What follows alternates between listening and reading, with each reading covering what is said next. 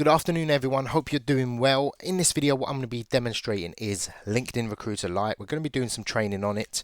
We're going to show you the features of it, whether you are looking to purchase LinkedIn Recruiter Lite. I think they do a free trial for most people, so you can go through that. You can obviously just do the free trial and see if it works for you. Now, I'm not a massive fan of LinkedIn Recruiter Lite. They have a more premium package which is slightly better but very expensive for what it is. Now, LinkedIn Recruiter Lite used to have a really good feature where you could actually find who is open to work. They've moved that off onto the really expensive feature now. So that's the only downfall of it. Like I said, I'm not a massive fan. It does have its uses, but it is sector reliant. So depending on where you're recruiting in, you can use it either for business development or to find candidates.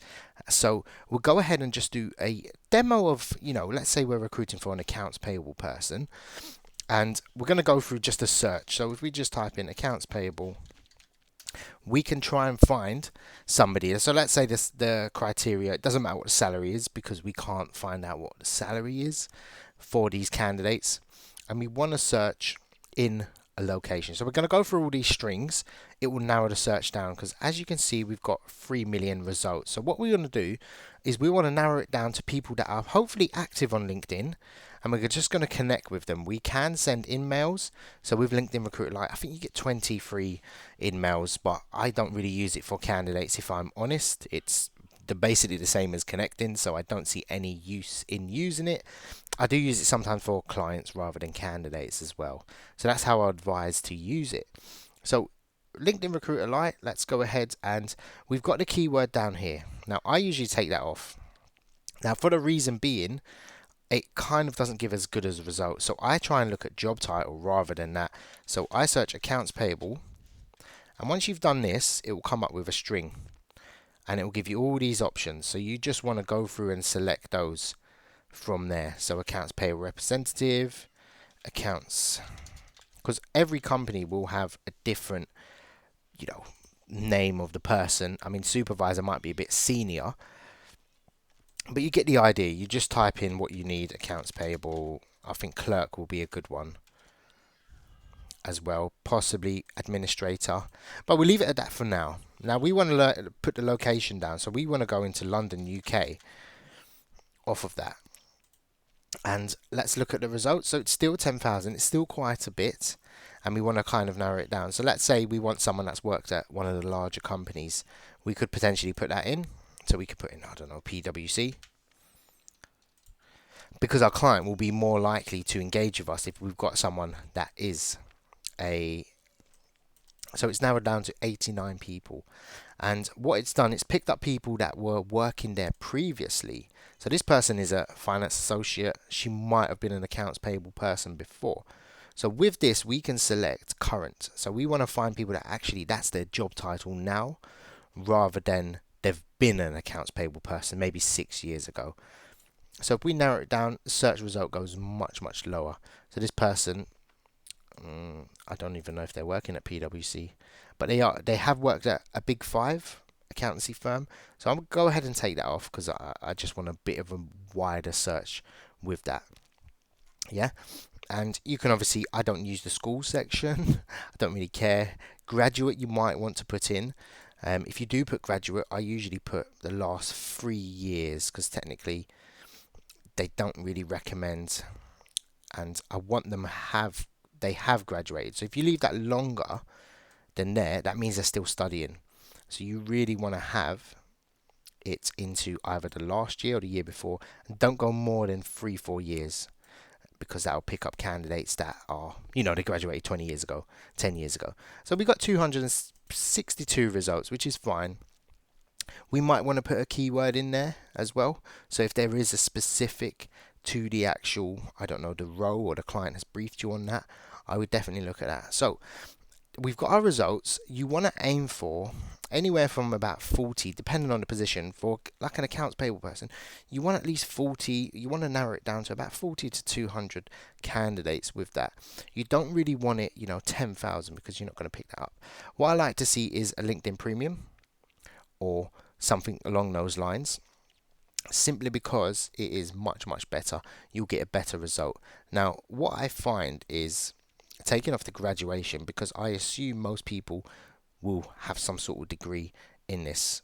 And not everyone lists their degree, which is somewhat of a downfall to LinkedIn. So if people haven't filled their profile incorrectly, chances are they're not going to be, showing up on your search, and you're going to miss them. So if it is essential and you've got a large number of results, feel free to actually do that. So how LinkedIn works, or the Recruiter Lite, is slightly different. So you can't actually go straight to their profile. What happens is you go into what can I say, some sort of summary of their profile. And if you click public profile, that's where you go to their actual profile. So let's look at this profile, for example. So this person has quite a bit of experience. However, they were a manager and then they've become an administrator, which is slightly alarming. So they might have just been the only person there, and they've put some sort of, I don't know if that's a college or university or whatnot, and they seem quite active. So you want to find out if they've got companies here, and there's no recent activity. So potentially I could waste a connection request on Christine because she doesn't seem that active. Now, if you send her a connection request, they do get an email where LinkedIn tries to prompt them to come back to the platform, so they get more users on it.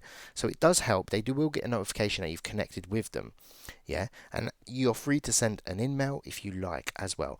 Also take note of this on the side. It usually gives either people they've worked with, people in their connections, and take it from there. So if we just circle back on that, and what I tend to do is I open these up. Now the good thing you want to see is somebody with a LinkedIn premium. That means they're pretty much active on LinkedIn as well, and they're more likely to actually engage with you. So in theory, I could open all of these up. Now what I would do is I would just be scanning their profiles, and I'll be saying, look, is this a person that will be suitable for the job? Yeah, and that's pretty much it. So this looks quite well written. I like that.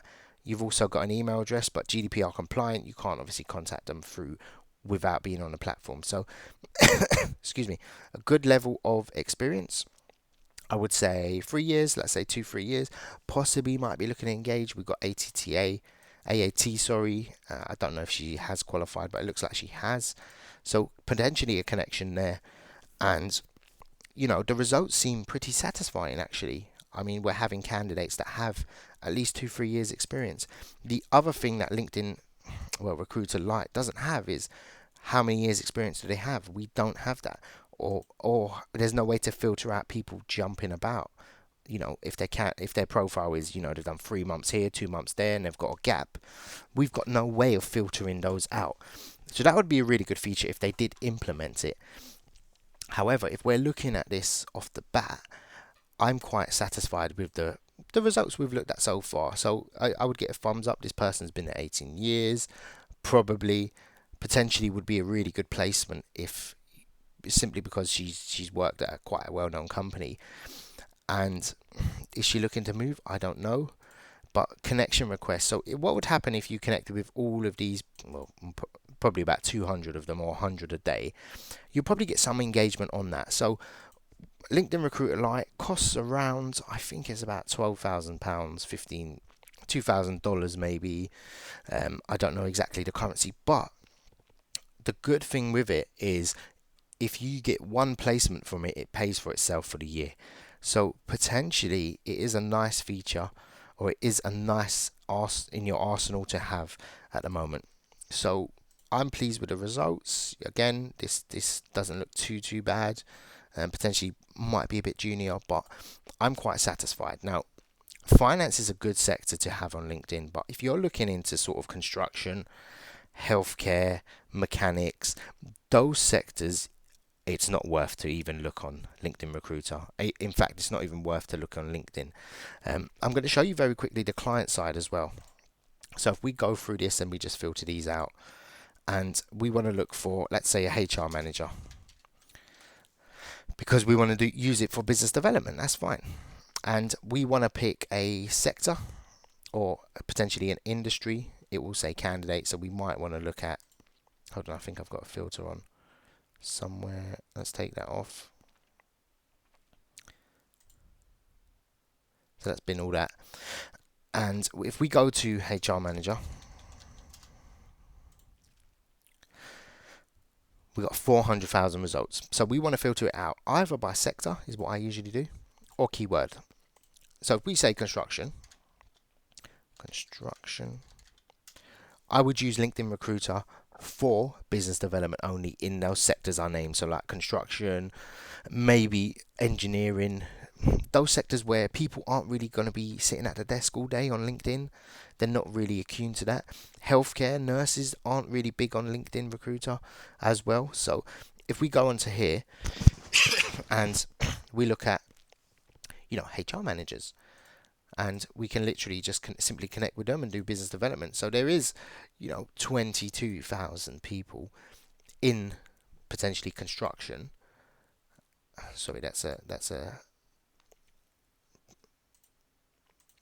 there's 22,000 people that are working in the construction sector that you could potentially connect with and message these people. I mean, she's been a resourcing manager for 2 months, so she was doing some recruitment. So this would be an ideal person to contact. She would be maybe the decision maker with it. And again, this is someone on the HR. So all in all, if the candidates don't work out, definitely I would do the same thing. And you can obviously contact CEOs, anyone you want on here, which is brilliant.